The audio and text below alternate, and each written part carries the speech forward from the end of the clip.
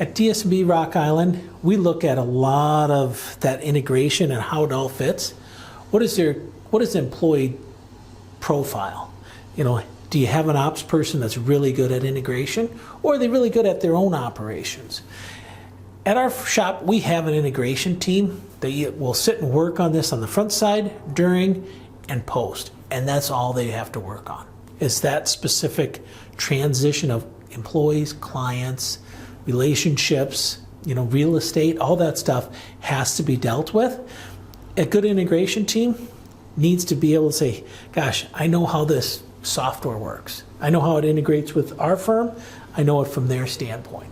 You definitely want to have that piece so it all fits together, and it's not like, gosh, here's my new role, I'm integrator. You don't want to have that come across.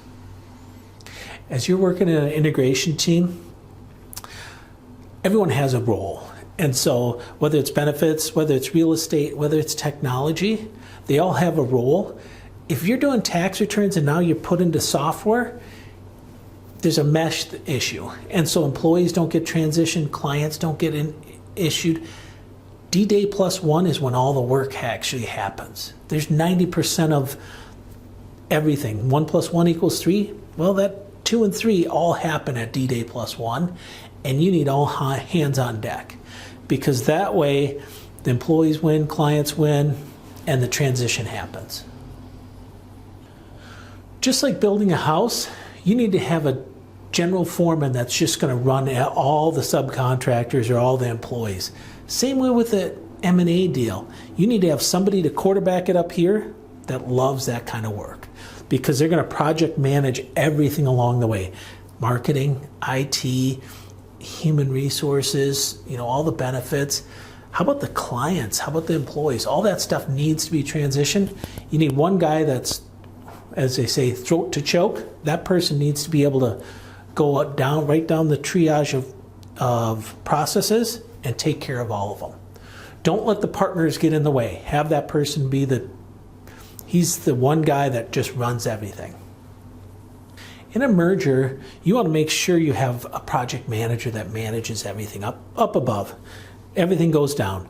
Don't let the partners get in the way.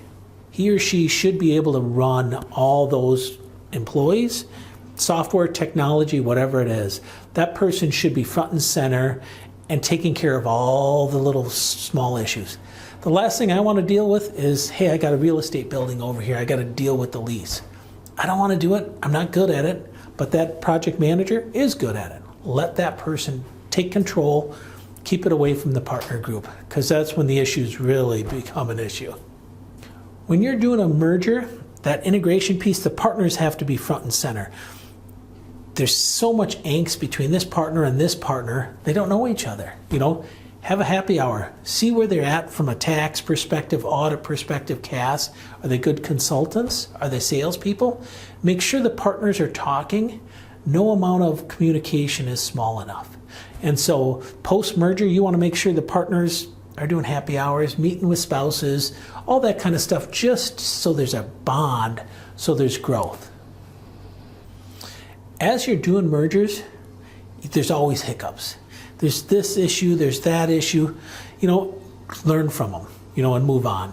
Ultimately, you can do a post-mortem check on stuff that you can't fix. It's the armchair quarterback.